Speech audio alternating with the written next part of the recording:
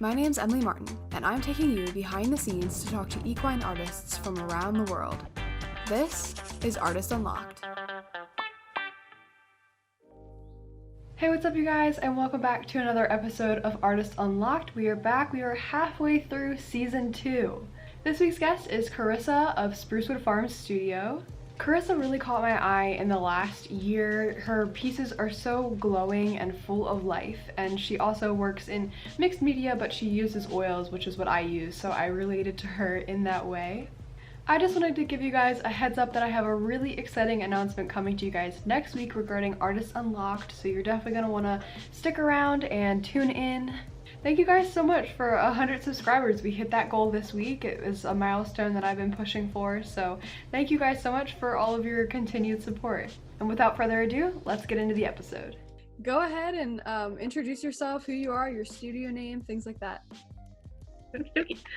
Hey, Model Horse World. My name is Carissa of Sprucewood Farms Studio.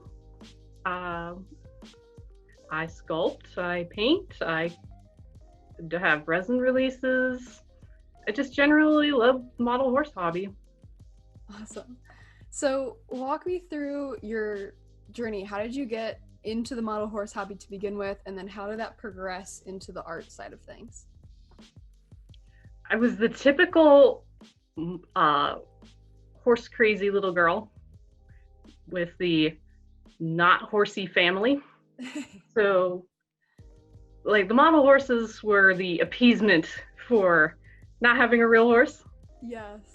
So I've kind of been in the hobby from the beginning, and being artistic from a young age, it just kind of was a natural gravitation to the art side of it. Yeah. So I don't really remember learning about the artistic side of the hobby. I know I didn't have Just About Horses magazine until later, didn't have the internet. Possibly just being an artsy kiddo, I decided I was going to paint a model horse, and it just kind of escalated from there. I have to show you this. I have sculpted since I was about 5. Oh my gosh, that's amazing. The salt dough. Mom was very proud of the frayed macrame herring. Yeah. Says hello. That's adorable. He had to make a cameo. Yes. Oh my gosh, that's so cute. So, when you started the customizing side of things, what did you start off with? Was it just like craft paints, whatever you had at your disposal? The first custom that I remember doing was a lady phase, and it composed of 3 colors of spray paint. It was an Appaloosa, so there was brown spray paint, white spray on the butt, and paintbrushes died in the making of that to get spots. Oh my gosh. I don't even have that horse anymore, but yeah. Do you have like any pictures of it even? I do, actually. Oh, sweet. Things like that are so cool. One of my favorite parts of this is seeing what people's like first pieces look like, because we all start from somewhere. I think it's awesome to see how people started. Definitely basic. Yeah. I even remember doing it out on the driveway. Yeah. That's awesome. Carefree, before you knew of the intricacies of everything that had to be, you know, there is something to that. I feel like sometimes because we paint realistic horses, there's like this pressure to make it perfect. And sometimes I wish I had that like carefreeness of when I was younger, of like, just make it. Just make it. Yeah. That's part of the fun when you get involved in a model and you forget the pressure of everything and just get into the joy of creating. So true. So what do you do now as far as customizing? What are the mediums you use? What's your studio space like? Walk me through that whole process. I'm lucky enough to have a little spare bedroom that I was able to change into a studio. Kind of unconventional. I don't have a desk, which usually shocks everyone. I usually work with whatever I'm working on at the moment. Just have it in my lap. Lots of lights, lots of white walls. I love my white walls. Painting, I basically use whatever gets me the result I want. Mixed media. which my conventional art trained friends are like, you can't do that. Oils and acrylics, no, they love it anyway. So I started out, well, I suppose you could say I started out with spray paint, but generally I mark my entrance into painting with oils with Chris Nandel Flint's book. It was a godsend. Yes. I definitely recommend that book. So I'm rooted in oils, but later on I started adding layers of pastel in there. I'll use colored pencils, I'll use ink, I will use whatever gets me what I want, and I love it. And working in a lot of layers definitely gets you a depth and a glow to your paint job. Yeah, for sure. For sculpting, I use a lot of Avies. I think that's how it's pronounced. Avies. One of those, yeah. One of those. Epoxies. I really like the epoxy sculpt. I've used Fix-It. I've used epoxy clay. I do like Magic Sculpt. The epoxy sculpt is definitely top on my list. I've used Epoxio, which has changed names to A+B epoxy, which is a really nice, dense epoxy that I like using for more fragile pieces. I use a Dremel, of course. When they're not dying, they burn out. Heat gun. Do you have a favorite or a least favorite scale to work in? Not really. I like working in all the scales. I haven't gone any larger than traditional yet, though I have a couple of victims sitting over here waiting for me. One of them is gigantic. I couldn't even tell you what scale it is. Yeah, they'd be heavy to hold too. Not really, actually. It's pretty light. It's some sort of a toy that I found at Goodwill. It's like, oh yes. And I've worked as small as, I think it's HO scale, the railroading horses, so smaller than Micro Mini. Yeah. It's a lot of, they're really small. Yeah. It can fit on your thumbnail small. And it's fun to work with the little guys and see if you can pack in as much detail on the itty bitties as you can as the bigger ones. For sculpting, I tend to prefer the traditional just because I have a little more freedom of adding all those details. But I've also sculpted Micro Minis too. They're fun. Yeah. Just like it all. Yeah, they all have their benefits. They all have their benefits. So this could be art related or not, but do you have a favorite and then a least favorite if you want? Some people haven't wanted to share like a least favorite, but at least a favorite part of the hobby. Yeah, the encouragement of it. Just to find other people who are encouraging others, whether they're new to the hobby or old pros, just to build each other up rather than tear each other down. That's all. The camaraderie is a lot of fun. Like, look at NaMoPayMo, and yeah, all the encouragement that goes on in that month. I wish that could happen all year. Not necessarily NaMoPayMo, just the spirit of it. Yeah, I think those kinds of events have been super healthy for the hobby because it gives us, one, a space to kind of all congregate over a certain cause, but also there's so much, like you said, encouragement for people starting out, and you get to have people cheer you on as you try new things and experiments. So yeah, it's really cool. Do you have any favorite memories, funny memories, things like that from the hobby? I think my all-time favorite memory was being a finalist for the Breyerfest Best Custom Contest in 2017 and actually winning it. Yeah. That was completely a lark, and I got to go down to Breyerfest with my dad, who doesn't know a whole lot about the side of the hobby, and so that was kind of an eye-opener for him. I had a lot of friends down there who were cheering me on in my little moment there, and just the kind of the camaraderie among the finalists is even fun. Following that as my favorite would probably be last year being a finalist too. It's just a lot of excitement, a lot of fun. The people are so gracious in the contest. Everyone's rooting for each other. Yeah. It's not like a negative competition. Everybody's. No, it's not. You'd think that it would be, but everyone's really sweet. That's awesome. What was your what was that like doing models for that contest? Was it a lot of like time pressure, or do you really Yes. space it out? I know I already had the model in 2017, but I did give it a revamp. So I was done in enough time. Last year I was really pushing it. I had chosen to do a drastic custom, and it's like time is ticking.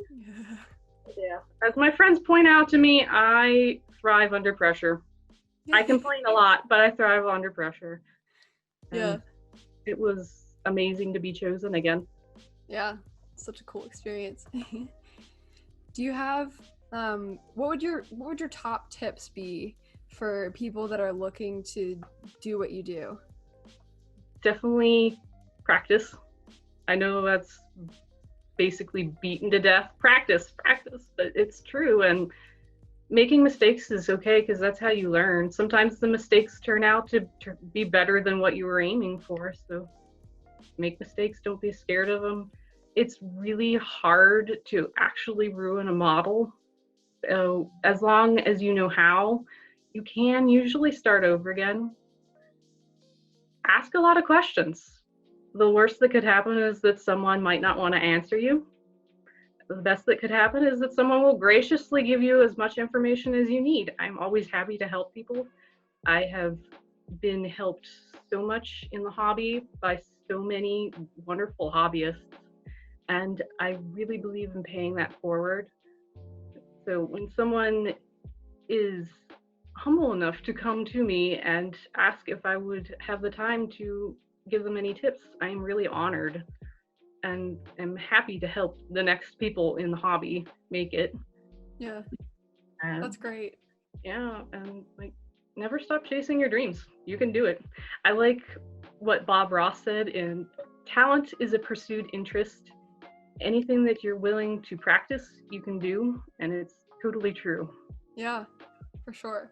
Yeah, and I think the hobby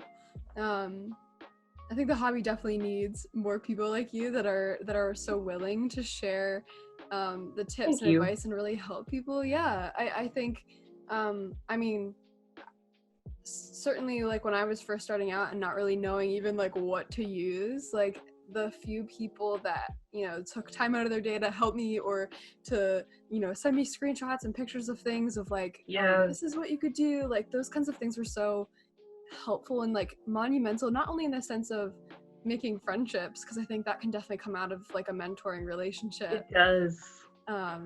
Yeah, but just it really helps when you're starting out. And to have the internet these days, to be able to find the tutorials and the YouTube videos were all things that I didn't have. Best you could do is find a hobby magazine, and the people who are gracious enough to spend the time to put these together is awesome. Like your blog, your podcast is an amazing addition to our hobby, and Thank just you. the time that people take to do that is awesome. Yeah, thank you. Yeah, I You're agree. I welcome. think the more the merrier. Absolutely. This is kind of a big question, but what's one thing you'd like to see more of in the hobby? I don't know. Probably just more of the encouragement and the building up of others. Yeah. There's room for everyone, whether you're a beginner or at the top of the hobby. Overall, what does the hobby mean to you? What makes it so special? The outlet for my creativity, definitely. Yeah, just being able to spend time alone in your creativity, trying to make things as lifelike as possible. I'm definitely grateful to God for giving me my talent. I hope to bring him glory with it.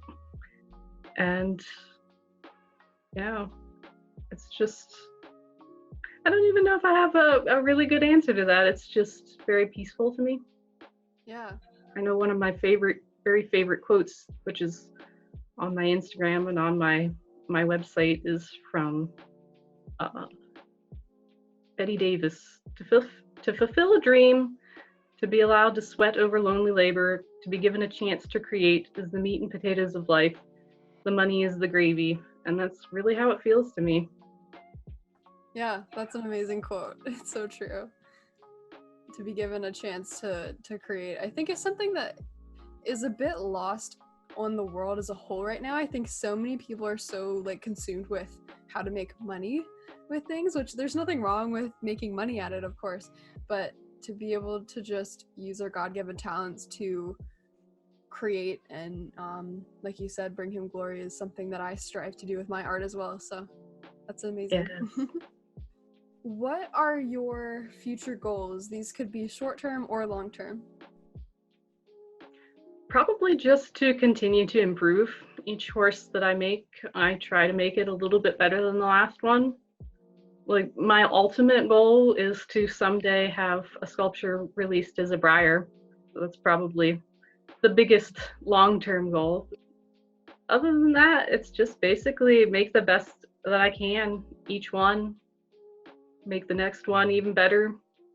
Sometimes it's a step back, sometimes it's a step forward. You always learn. Yeah, totally. And then if there's nothing else you want to talk about, I like to always leave it open in case there's something that you're wanting to share with people. I could definitely thank my mom for encouraging me. She was the one that saw the creative spark when I was a little kid, got me the crowns, got me the sheets of paper, always loved anything that I made, whether it was the Kleenex box giraffes that I gave her for Christmas or the resin that I painted her for her birthday. And she's just always encouraged me. That's amazing. That's great that you have such an awesome support system. Definitely. So I like to leave this last little bit up to you. Go ahead and plug your work. Where can people find you? What should they expect from you in the future? You can find me on my Instagram, which is Sprucewood Farm Studio. My website, which is carissakirksey.weebly.com. On my website, I also have my blog, which I sporadically post tutorials and videos of how I work if anyone wants to learn from what I do. I always have perpetual work in progresses that are future sales pieces. Upcoming will be a traditional juggernaut. I have 3 micro juggernauts. I have 2 Eltons that are coming. I have the mini Winnies that Breyer released. I have a few of those coming. Takeshi. It's just always things in the works, always things coming up. I have several resin releases, a Marwari stallion, a Clydesdale mare, traditional. I have a large stablemate scale thoroughbred mare that's released through MEPSA. I have a couple of medallions that I cast myself. Those are all available to order. Wow. Yeah, definitely go check her out, guys. Alright, you guys, that was the episode. I hope you guys enjoyed it. Definitely go ahead and check out Carissa on all of her different social medias. I will link that below in the description. As always, if you want to keep up with me and some behind the scenes for the show, go ahead and follow my Instagram. It's Frost Studios Equine Art. Stay tuned for next week's episode featuring Amy of Zoraida Tack. Thank you guys so much for watching, and I'll see you guys next week.